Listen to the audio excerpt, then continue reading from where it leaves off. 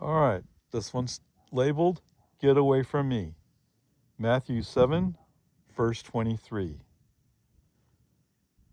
Then I will tell them plainly, I never knew you. Away from me, you evildoers. The word of our Lord. Thanks be to God. All right, so as I understand the context leading into this, we're talking about the end of days, or the final judgment, whatever you want to call that period. And reading back the verses before this, people are coming to him saying, "Oh Lord, Lord, I did this, I did that for you, I did so on." And there's words specifically describe what they did, but anyway, they're all claims that I'm doing good for you. And Jesus basically disowning these people because they did not follow the teachings, the lessons of the Bible. That's what it comes down to, okay? And from my viewpoint, this is a pretty strong statement to make. I don't know you, okay?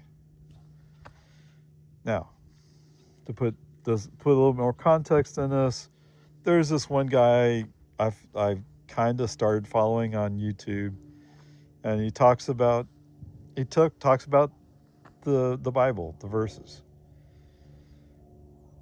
and he was talking. To put it into context, he's talking about the Epstein files. Okay, that's what it's talking about,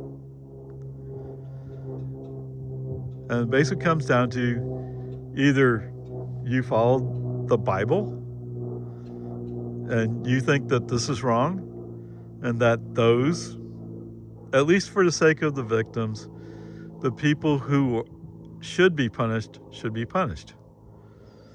Now, yeah, I would tend to say, like, but God's going to straighten that all out later, right?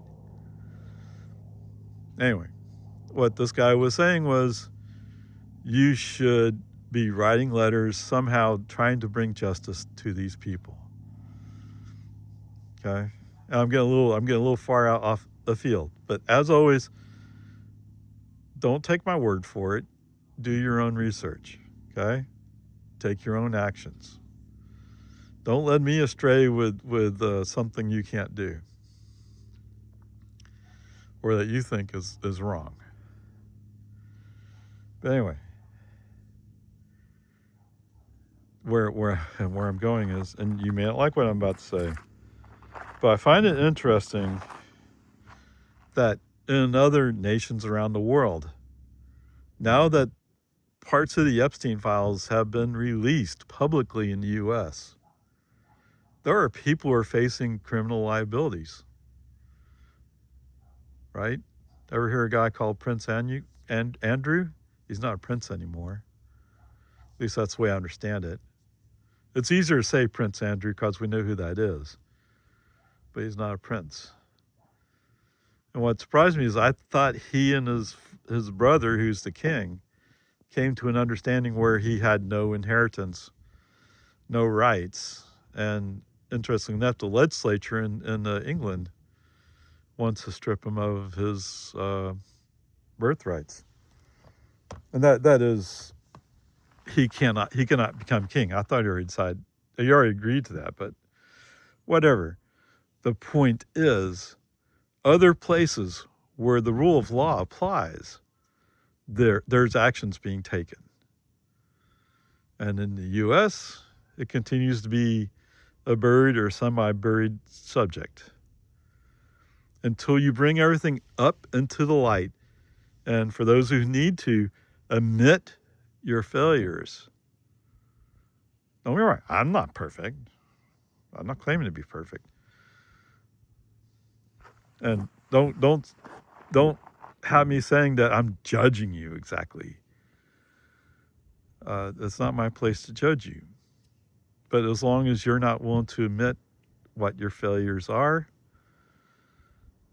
you're doomed. Of course, for the one guy, it's pretty obvious he's comfortable with being doomed. If he wasn't, he would take different actions. Okay, peace and harmony. As always, the main thing here is to introduce the verses, the subject to you, and let you do your own research. All right, thank you.